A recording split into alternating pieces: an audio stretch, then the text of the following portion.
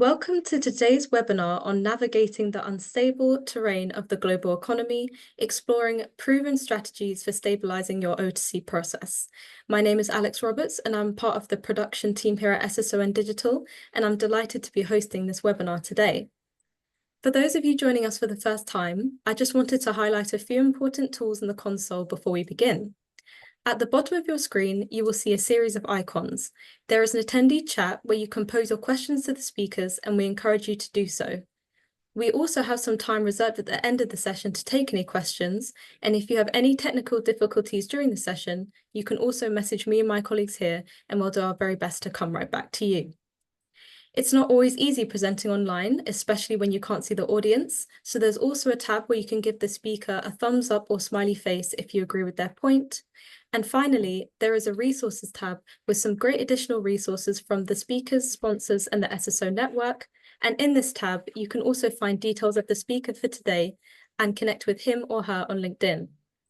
The resources we have available for today are a PDF copy of the slides, and now I will introduce our speaker for today. So we have George Penton, who is a partner at Scott Madden. George Penton is a partner and the head of the finance and accounting practice at Scott Madden. He brings extensive experience leading teams on complex transformation projects. He is a specialist in the areas of business process transformation, post-merger integration, change management, technological implementation, and shared services implementation and optimization projects.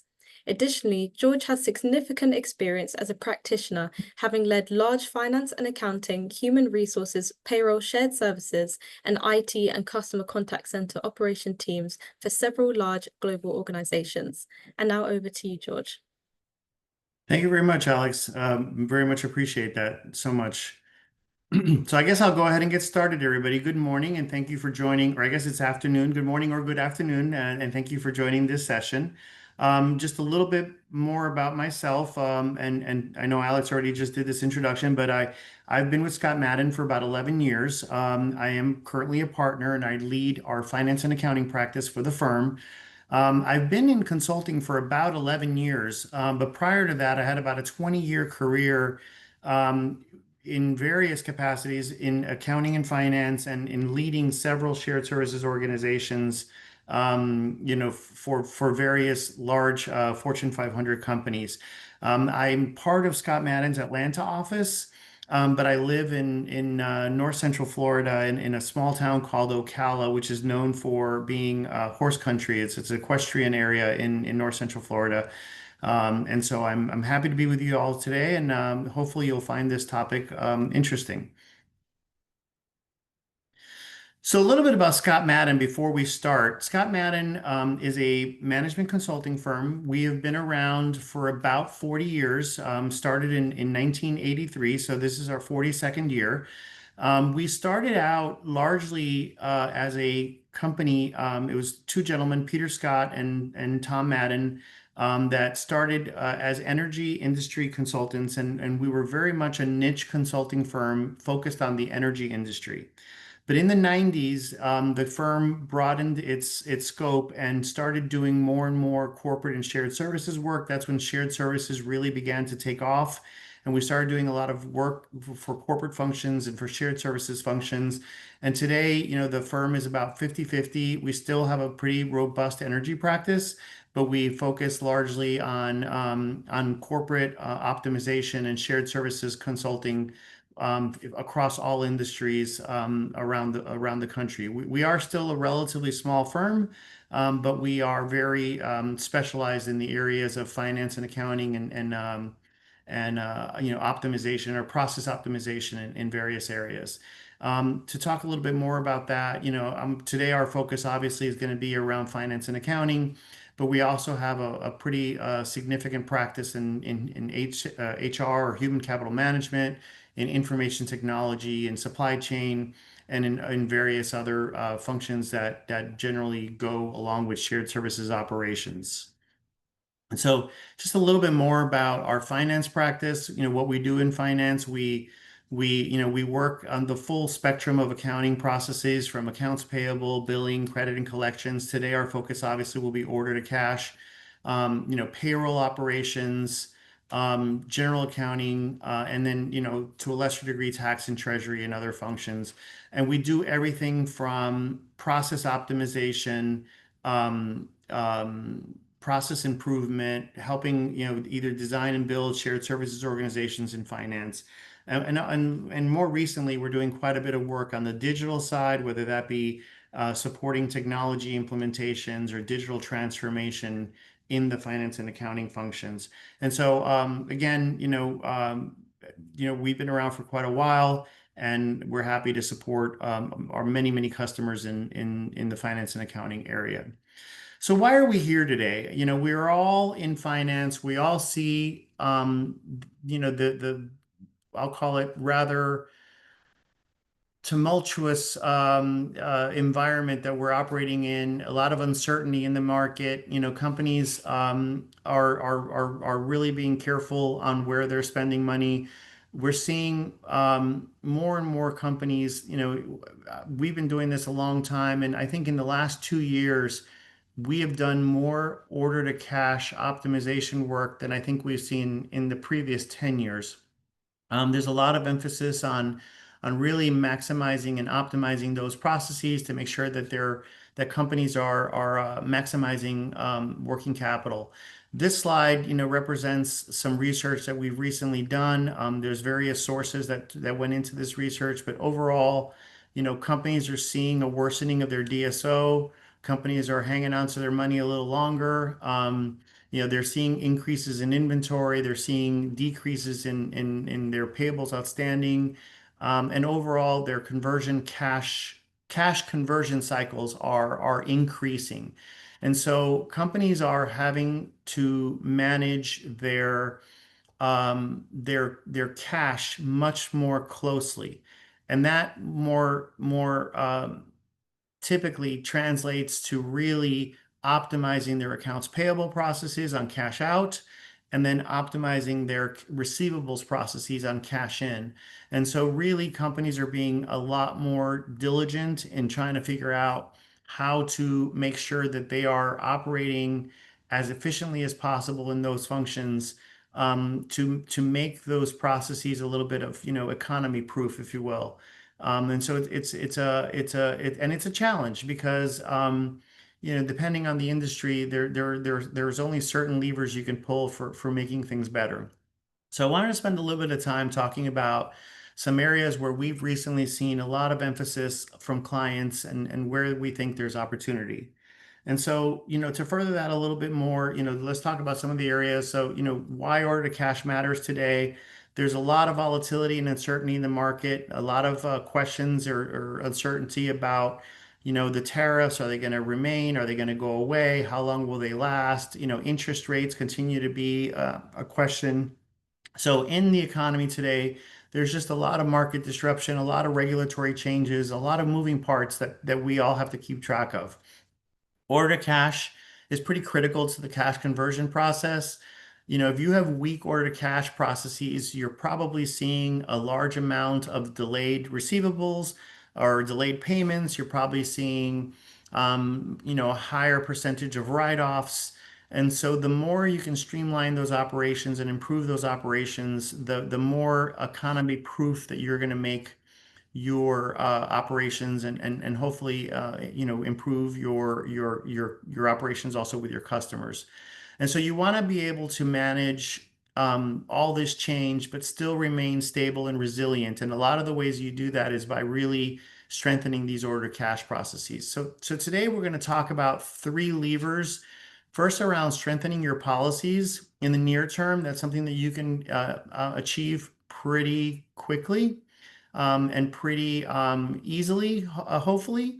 Then we're going to talk a little bit about establishing end-to-end ownership of the order to cash process, and the benefits in doing that, and some of the challenges in doing that. And then lastly, we're going to talk about leveraging technology and data, as to improve that as well. And so before we get too deep into that, let's really talk about what we're talking about here. When we talk about order to cash, we typically talk about the entire cycle from the time a customer is set up or onboarded, that you bring on a new customer, on through the time that you've received and collected funds. And so that's everything from setting up the customer, processing their order, and of course, depending on the industry, those two processes can take on many, many, many flavors. There's typically a credit management process where you are managing some kind of credit evaluation, credit approval, credit worthiness, and establishing limits, and then ordering or managing orders that might be on credit holds and so on. There's obviously a fulfillment process. And then lastly, there's the billing and invoicing and receivables processes on the back end, which is largely built up of cash applications and then deduction and dispute management. In some industries, deductions are just standard, and they're huge. In other industries, to a lesser degree. But overall, it's that whole process of deduction and dispute management is pretty substantial. And so, but what does it typically look like? In many organizations, it actually takes on a little bit of a different flavor where there's oftentimes a lot of lack of process or rigor in the front end of that process. So around that customer onboarding, the setting up, the master data management or the managing the data on that customer setup process is often not very rigid. And that often has to do with, self-service applications and so on, where customers are setting themselves up and so on. But there's oftentimes a little bit of non-existent policies or differing policies or weak processes around that customer setup process. The other thing we see is oftentimes a lack of a clear dispute process. And so when a customer doesn't pay their invoice or short pays an invoice or has an issue with an invoice, how does that route through your organization? Who is kind of following up, making sure that those disputes are getting resolved, and making sure that those are getting cleared and minimizing what gets written off and what are write-offs in your organization. And then again, the topic of fragmented ownership. Oftentimes, if you're in collections, you don't really own the invoicing process. So, you're having workarounds or you're seeing write-offs because there's quality issues or problems, upstream or downstream. And so you're trying to kind of figure out how to make it work without having full control of the processes. And so before we go any further, I wanted to ask a poll question and ask the group, what kind of areas or where do you see challenges in your AR processes?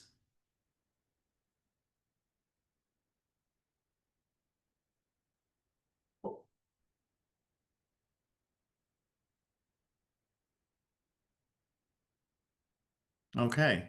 So we're seeing some trends here. So invoice disputes and deductions, big issue, slow payment collections, payment processes or lack of or manual processes or lack of automation, um, and lack of end-to-end visibility. Some there. Looks like manual processes and low automation is winning. Okay, we'll give it another minute or another second or a couple seconds. So it sounds like what I'm talking about is resonating with some of you based on your responses here. And there are a lot of factors for that. Sometimes it's lack of technology or lack of systems to help you with things. Sometimes it's just the way things have always been done, so there's a lack of adoption. Sometimes companies are less centralized in their operations. You may have different divisions that are doing things differently or different pockets of the world doing things differently. So there's a lot of reasons for this stuff. But I think from the looks of this survey, it sounds like it's resonating a little bit. So let's go ahead and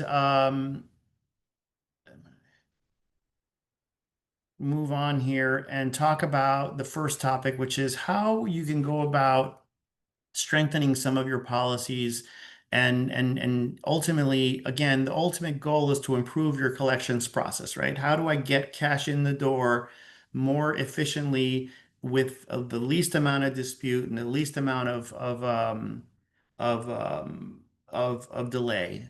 And so what we're going to talk about, I'm going to talk about three areas, right? So when we look at this cycle, the first area, and I already talked about, is weak master data governance. And so I think we have a question. If I'll pause here. Oh, okay. Sorry. Weak master data management. And what this is, and this can take on many, many flavors. I recently worked with a company where they are largely dependent on online portal or online sales. So their customers will go online and make purchases, and there's a lack of control there sometimes because customers might not enter all the information or might set themselves up multiple times, or you might have people who don't know that there's a corporate account, so they'll set up another account and so on.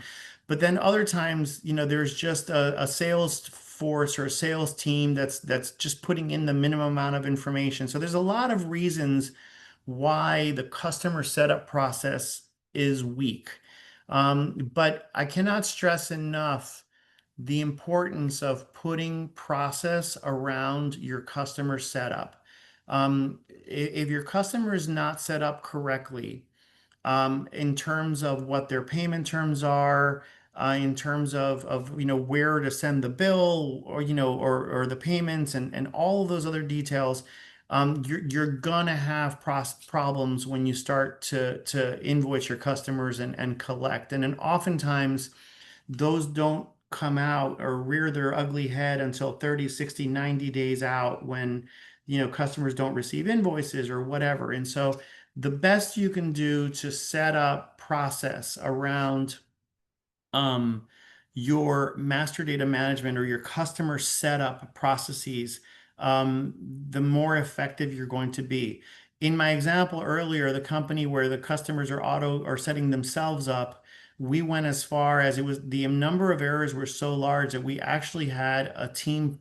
We put in a team that was going in kind of after the fact and scrubbing that data and really just managing that customer setup.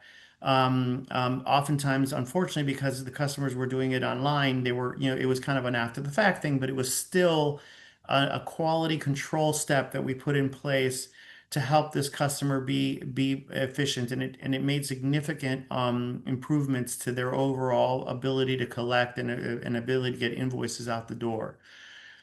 The other thing that we'll talk about is terms and conditions. Oftentimes, folks in accounts receivable don't have control over terms and conditions. So you've got salespeople who will get very creative to sell something, and they will sign up for anything. So if the client says that they want, their invoice on blue paper with pink polka dots, they sign up for invoice with blue paper and pink polka dots. And what that creates is manual processes for the order to cash team. And with manual processes come errors, problems, complexities that you can try to avoid. So trying to work with your organization and your sales organizations to try to standardize what are standard terms and conditions. These often are limited to what your systems can tolerate or support, and so on. Really gives you a lot of leverage to say, no, we can't support this, or, and you have to be a little flexible here because certain clients or customers have a lot of buying power, and they're going to make demands, and you're probably going to have to meet those demands, but at least you're aware of them, you can manage to them, and you can deal with them more effectively. But wherever you can, standardizing what those terms and conditions are, what they're allowed to sign up for from an invoicing perspective, from a payment terms perspective, from a pricing perspective, rates, and so on, will help you better manage the process. I think there may have been a question.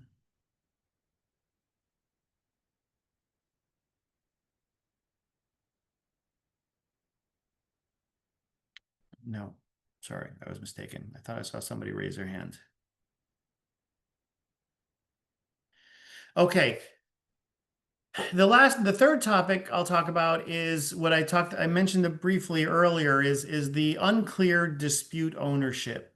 Oftentimes, the Cash App team is applying cash. A customer will short pay an invoice, will take a discount that they weren't supposed to take, or that they feel they should have taken, or they'll take a discount off of the wrong invoice and all these kind of things. So there's a lot of reasons that these disputes happen and these short pays happen, and oftentimes companies don't have clear procedures or workflows around um, clearing and resolving those disputes. In those cases, there's really two ideal recommendations, and one obviously is we're going to talk a little bit about technology later. But there are today fantastic tools for tracking disputes, creating almost tickets or cases for tracking disputes in your systems, making sure that the disputes are routing to the right people for resolution and that they're not aging and sitting out there unresolved. But also, we have found great value in having dedicated dispute resources. So they are not your collectors, they are not your Cash App people, but there are people who are taking all of those exceptions and they are working the exceptions. It's almost an exception desk. They're dealing with all these disputed invoices and they are making sure that they're getting resolved. It just makes for a more efficient process. You can usually fund those headcount from your collections team because if they do their job right, you don't need as many collectors. But you can really leverage a dispute desk or a dispute team to track and manage all of your disputed invoices. And so between the use of technology, there's a lot of technologies out there, and just kind of managing the disputes effectively and making sure that they're getting resolved, that they're reaching out to the business, that they're working with whomever they have to work with to get those things resolved will go a long way in resolving those disputes. And it'll also improve your customer satisfaction because customers obviously they generally don't short pay or don't pay just because. There's typically a problem with an invoice or a problem with a shipment or a problem with the transaction that causes them to short pay. And so the sooner you can have your dispute team resolve those and have clear escalation paths and procedures for dealing with those, the more effective you're going to be. And so I'm going to go next and give you an example of a real client that we worked with not that long ago. This was about a year ago. They were a large professional services firm. Think about, consulting services type firm. And so they build a large volume of billing, very large organization. And they were having a collections problem. They were really having delayed collections. Customers were very dissatisfied with the billing processes. There were a lot of billing errors, and they were writing off literally millions of dollars of receivables every month or every year. And so when we were initially brought in, they thought they had a problem with their collections team. The collections team just weren't operating effectively. And yes, there were some challenges on the collections team, but what we really found was that they had very informal processes for signing, is for onboarding customers. So a contract was signed and they'd get off to work. There was minimal information put into their systems to support that contract or that customer. They weren't really collecting contract terms and conditions in their systems, and they didn't have the rigor in that setup process to set up customers.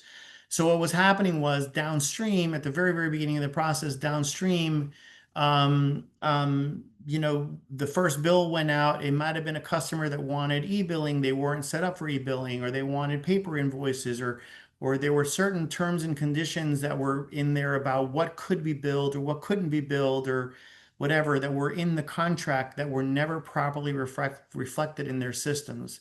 So what we did for them is we really worked to set up a workflow enabled process for onboarding customers. So anyone in the sales force was out there who was selling something, They had to, submit a form.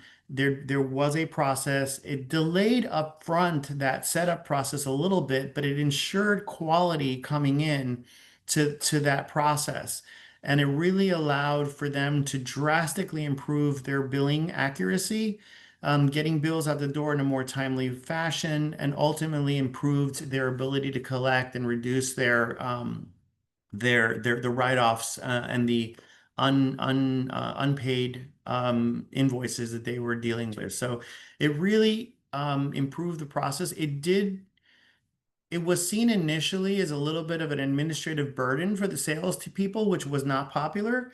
But at the end of the day, we were able, through a lot of change management, to say, yes, this is a little bit more work for your sales force, no doubt, but the sales is not worthwhile if you can't collect it, right? So we were able to really pitch the idea and really get them to on board to let us implement this process and really streamline that operation. And then in conjunction, we also did implement a dispute team that was helping them to deal with any disputes that they still had as well. So it was a great, very successful organization or implementation of the concepts that I'm talking about today. So the next thing I'm going to talk about is end-to-end ownership. And so before I do, though, I want to ask a second poll question. What percentage of your uncollected receivables result in disputes that require adjustments? Just, roughly speaking.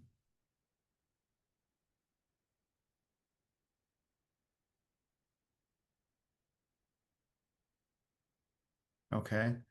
I think most of you are in the less than 10%. That's quite good. Some are a little higher.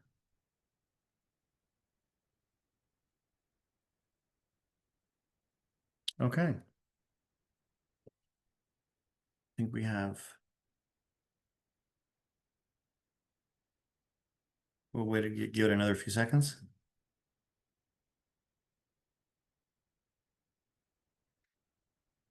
Okay. I think we can stop sharing that. In general, it looks like about 10%, with maybe about 20% of you stating a little bit more than 20%. All right, so let's talk about that a little bit.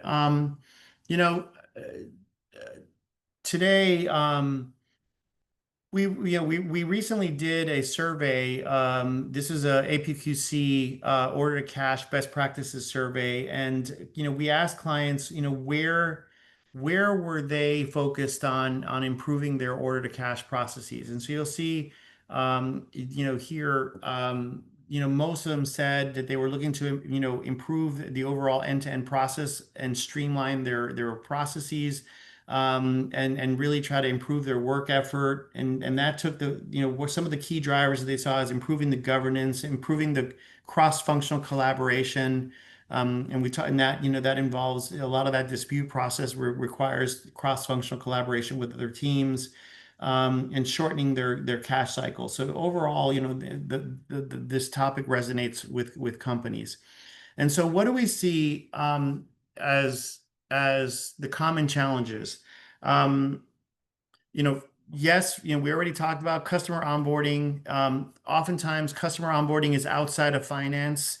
It might be in a sales organization. It might be on a customer service team, and so it's very hard for the people in collections and people in invoicing to manage that process because they don't own that process.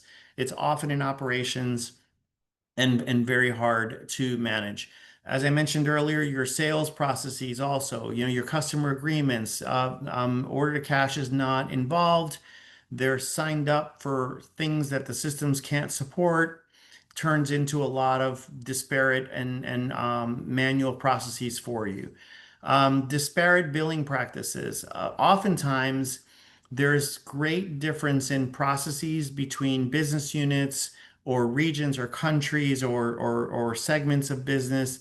So if it's highly decentralized, then you're dealing with exceptions across even your organization.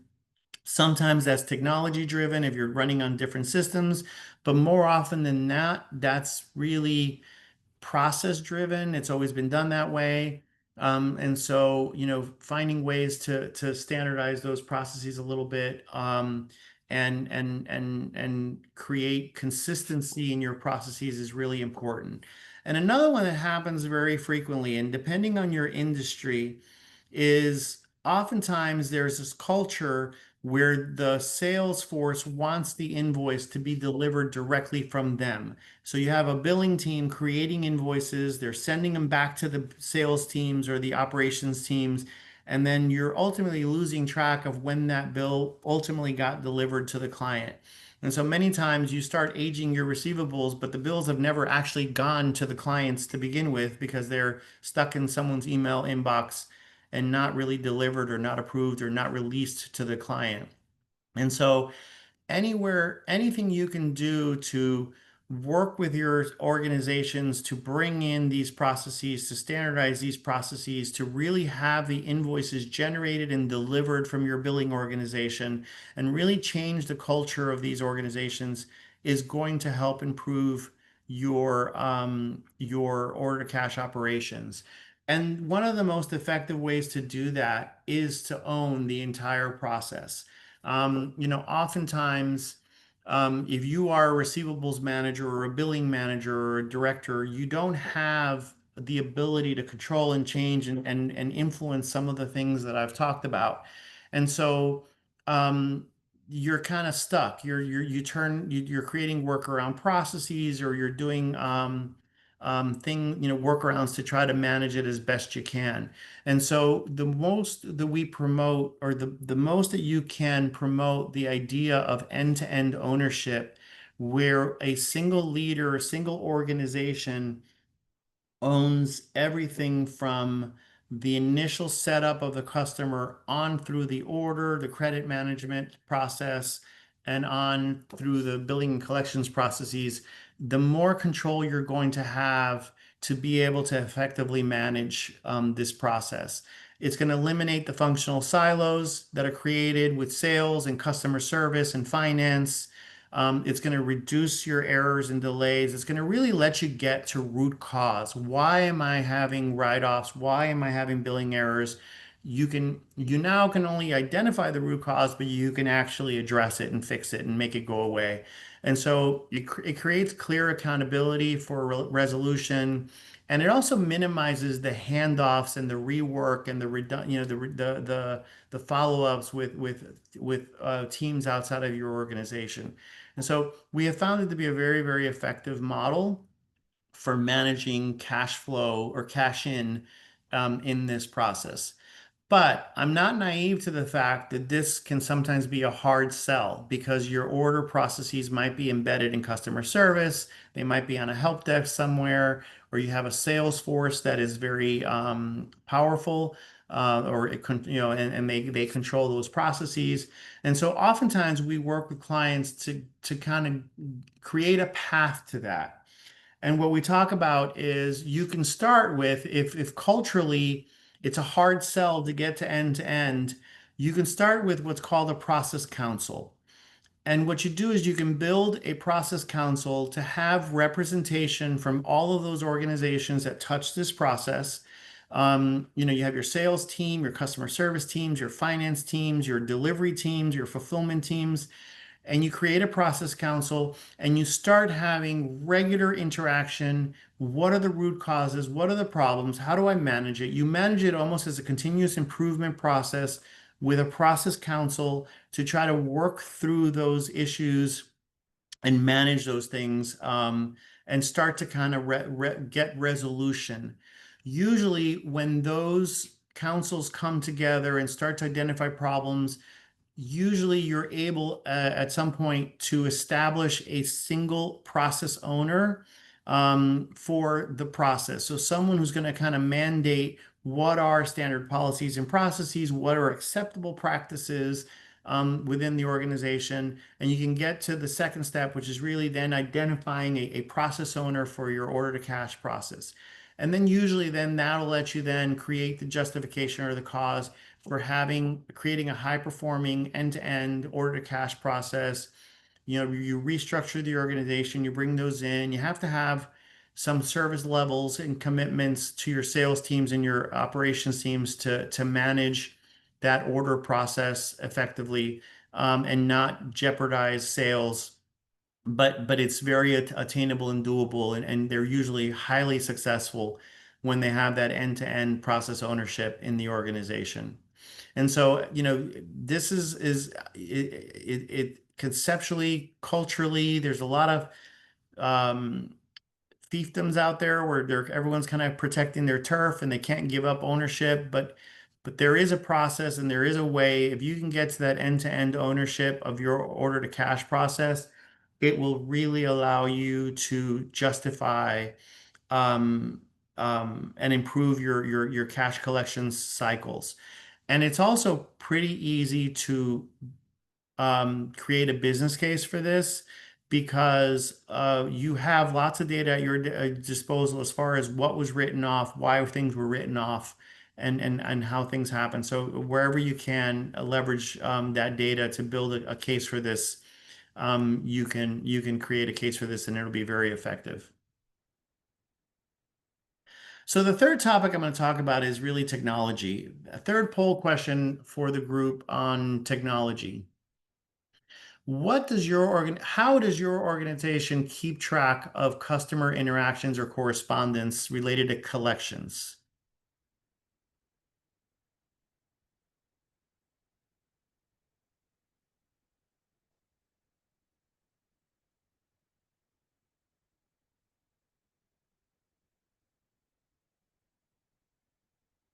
Okay, so we're pretty evenly split here. Not surprisingly, there's a large degree of people operating in email and Excel. Um, we have some we don't, but this is a real challenge. When you are managing your client interaction and correspondence strictly via email and via Excel, it's hard to really track what is disputed, where does that stand, how does it, in what stage of resolution is it? And so there are tools today, both in ERP, embedded in ERP systems and as bolt-on solutions that really let you create dispute cases or tracking mechanisms for your customer interactions related to the disputed invoices. And so if you think about it, if you have a team of collectors or a team of dispute team people and they are interacting with clients, they know where things are, but no one else does, right? So it's hard to really get visibility as to what is a real um, unresolved invoice that needs to be paid, and the collectors typically don't get that visibility as to where things stand.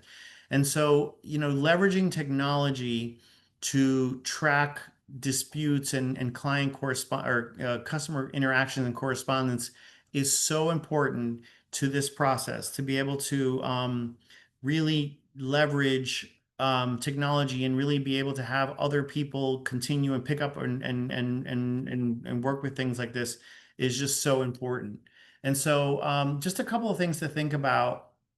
But because the other thing that happens and we see many times is clients who go out and buy these technologies because it's the new shiny object, but they don't really take the time to think about how to best leverage those technologies in their organization. So they go out, they talk to vendors, they go to a conference, they see the cool technology, they think, wow, this is great.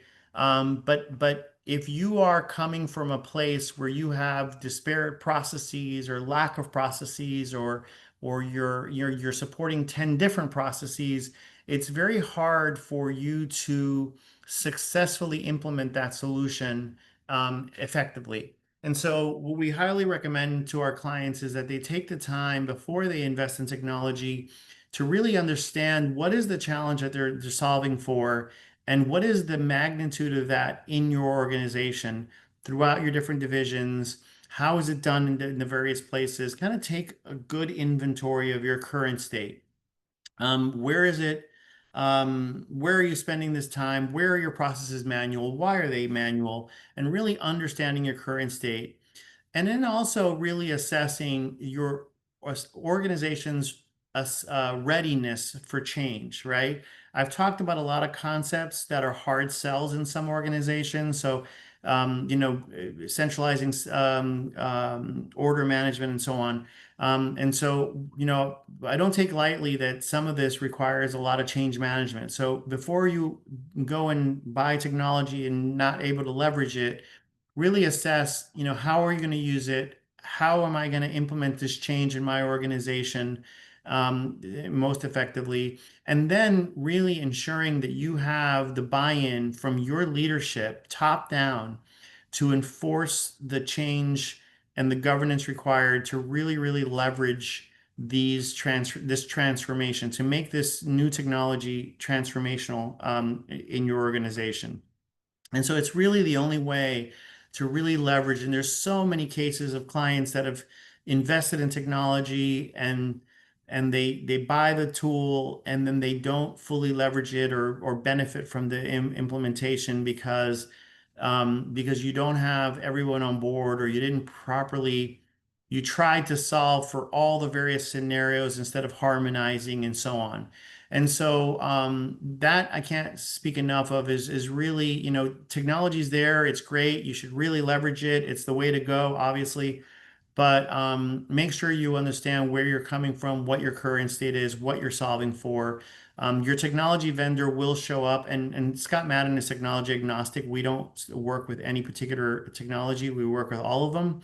Um, but by the time you've signed a contract and they show up, they're ready to implement. So really having that visibility to your current state and understanding your current state processes and what you're solving for and what it's going to take to implement is really important to understanding before you engage those vendors.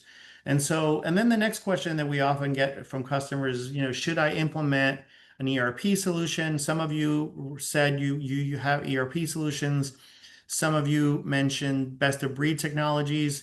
There are lots of great ones out there. We just mentioned a few here as an example. Um, um, I think the best of breed emerged probably 20 years ago because the ERPs lacked in functionality and features and functions or were not as easy to use. Um, Both are strong today. I think the ERPs have all upped their game in functionality and features and functions. So, all SAP and Oracle and the others are all rich in functionality that you would also find in the best of breed solutions. But oftentimes the best in breed solutions are popular because if you are coming from you are an organization that has many ERPs, multiple systems, many backgrounds, sometimes these best of breed solutions can sit on top and you can standardize your order to cash processes um, with multiple backend ERPs, supporting multiple backend ERPs. So again, from a features and functions perspective, I think today they are very comparable in most cases. The leveraging of the best of breed oftentimes comes in situations where you have many backends or many systems and you're trying to create one view or one set of processes. The negative to best of breed, which is a relatively new problem, is all of these solutions now are implementing AI and they're embedding AI in these processes.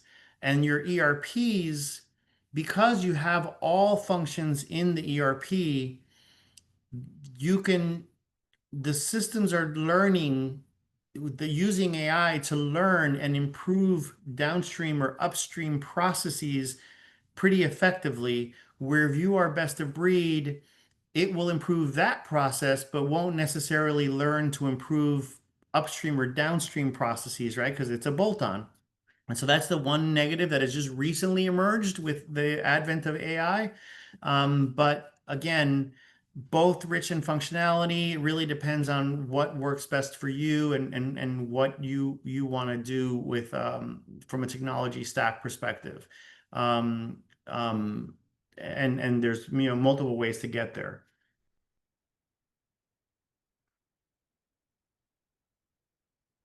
So the last thing I'll cover, or just in summary, we're wrapping up here now. The last thing I'll cover is really around, the concepts that I talked about today. So if you're looking at an approach to how to get this, implement some of these changes, I think, a near-term solution or a quick win would be to really try to standardize and enforce core order to cash policies, reduce errors, really standardize, work with your contracts teams, work with your order management teams, work with your customer setup teams, and set up some robust processes. I think anyone who has ever worked in collections knows that the majority of the problems with write-offs and problems start with garbage in. If you're not collecting and cleaning or cleansing your data at the beginning of the process, you're going to have problems all the way throughout the process. And so the quickest wins is just trying to standardize process and policy into your various systems or various landscapes as best you can, and managing and putting some rigor on those entry processes at the beginning of the process. Um, Secondly, a little bit of a harder sell, but also very effective, is to establish end-to-end ownership of your processes, create, unify your order entry, customer service, finance, and operations under one clear, accountable role with governance and aligned priorities. Really let you then address root cause, eliminate workarounds, and standardize your processes across the organization. And then lastly, a little bit of longer term solutions is really there's such a rich amount of technology solutions available today, whether it be ERPs, whether it be bolt-on solutions, or nowadays there's more and more AI embedded in solutions and ways to do quick research and resolve and leverage technology and information to improve your processes. Take a little bit longer. Usually there's a little bit more involved in those implementations, but all very effective in solidifying your order to cash processes and getting to a more what I'll call economy proof order to cash process. So with that, I'm happy to take any questions that anybody may have. If you'd rather not ask the question in this forum, this slide has all of my contact information. I'm happy to talk to you and discuss anything that you may want to talk about and explore these topics further. Thank you so much, George, for a great session. I know our audience got some great insights from that to take away with them. I would just jump right into our Q&A now, as we don't have that much time left. So we had one question come in that said, in your view, which of these sub-processes can be easily outsourced and which can stay local? Probably the easiest to outsource is Cash App, Cash Application. And then oftentimes we have seen effective outsourcing when it comes to credit management around managing kind of the credit holds and order processes are probably the easiest to outsource. You can also do collections and disputes, but sometimes that's a little bit sensitive and can be a little bit harder to do. But Cash App is probably the easiest of all those processes to outsource. Thank you for that. And our next question, if you had to prioritize one area of O2C to focus on for maximum business impact in the next 6 to 12 months, what would it be and why? Absolutely, customer setup, master data management around your customer, making sure your terms and conditions are properly loaded, your pricing is loaded, and that you are effectively setting up your customers to get order quality is probably the where I would start. Great. And one final question. How do you see the role of finance leaders evolving as O2C becomes increasingly digitized and interconnected, with other business functions?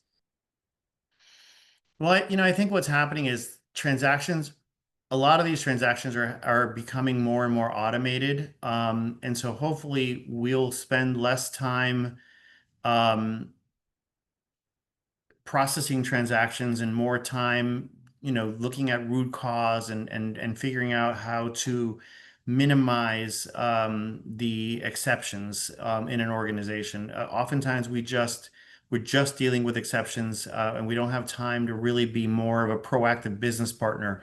And so the idea is to automate and get rid of these exceptions as best you can with some of the solutions I suggested, so you have more time to be an effective business partner. Thank you so much, George, for that. You provided a wealth of useful takeaways today for our audience, so thank you so much. And thank you to the audience who have joined us today and tuned in for this webinar, and I hope to see you at one of our next webinars. Thank you and take care, and thank you, George, again. Thank you very much.